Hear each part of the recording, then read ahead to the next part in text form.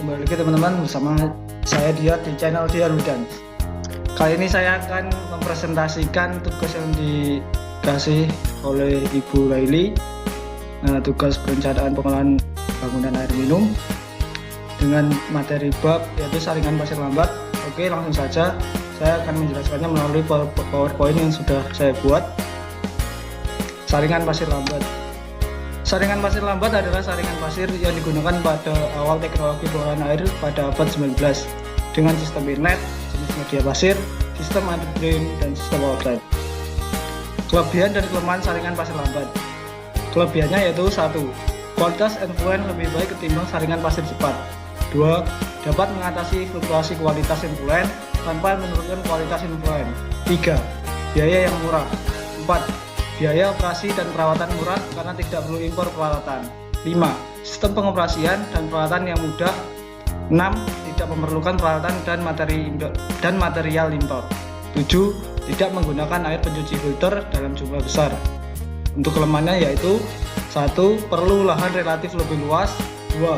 Bila air baku tercemar oleh toxic waste, lapisan film mikroba tidak terbentuk. 3. Bila algae terdapat dalam jumlah yang melimpah sehingga pengerukan lapisan atas menjadi terlalu sering. 4. Di daerah rawan gempa memerlukan konstruksi beton yang sangat mahal. 5. Di daerah salju perlu penutup air agar tidak membeku. Kriteria perencanaan. A. Kecepatan fluktuasi saringan pasir lambat berkisar antara 0,1 sampai 0,4 mm per jam atau 20 sampai 50 kali lebih lambat dari saringan pasir cepat. B. Kedalaman air di atas pasir antara 1 sampai 1,5 meter agar tersedia cukup tekanan untuk mengatasi kehilangan tekanan akibat filtrasi. C. Kedalaman bak pasir lambat minimum adalah 2,70 meter. D. Ukuran efektif media saringan pasir lambat adalah 0,15 sampai 0,35 mm. E. Koefisien keseragamannya antara 1,5 sampai 3. F. Sistem underdrain direncanakan dengan head loss minimal. G. Jumlah unit saringan pasir minimal 2 unit. Untuk sistem operasinya, pada umumnya saringan pasir lambat dioperasikan dengan debit aliran yang konstan melalui pemasangan venturi atau orifice, meter, dan katup yang diatur penutupan dan pembukanya. Pada saat baru dikeruk, katup dalam kondisi sebagian besar tertutup dan dibuka perlahan sesuai dengan kehilangan tekanan yang terjadi. Katup harus terbuka penuh pada saat filter mendekati saat pengerukan lapisan atas.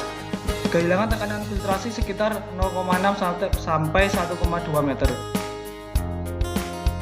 Untuk sistem pengaturan lain, pengaturan umum dan debit yang lain adalah dengan menggunakan pelampung. Effluent lebih dari sama dengan 0,2 meter di atas permukaan pasir untuk mencegah lapisan film kering, dan kecepatan filtrasi dapat diatur dengan merubah posisi weight. Pencucian media pasir. Media pasir dicuci untuk mencegah terjadinya kondisi anaerobik pada tumpukan pasir yang dapat menimbulkan rasa bau.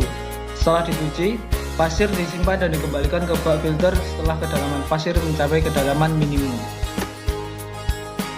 Saringan dinamis. Saringan dinamis adalah pengembangan dari saringan pasir lambat tanpa harus melakukan pengerukan lapisan atas. Keuntungan dari model saringan seperti ini adalah: A. Biaya konstruksi murah. B. Kekeruan air baku bias 50 NTU. C. Tidak perlu pengerukan lapisan atas. Untuk kriteria perencanaannya: A. Bentuk filter biasanya persegi dengan perbandingan panjang dan lebar 5:1. B. Kecepatan aliran berkisar antara 0,2 sampai 0,35 meter per detik. C. Kedalaman air antara 1 sampai 3 cm. D. Kedalaman pasir antara 60 sampai 80 cm.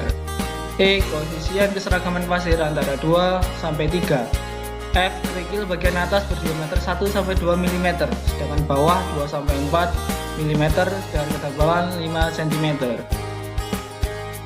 Selesai. Materinya sangat singkat sekali, jadi mungkin itu yang bisa saya jelaskan melalui PowerPoint ini. Apabila teman-teman ada kritik dan saran, silakan langsung komen di bawah ini.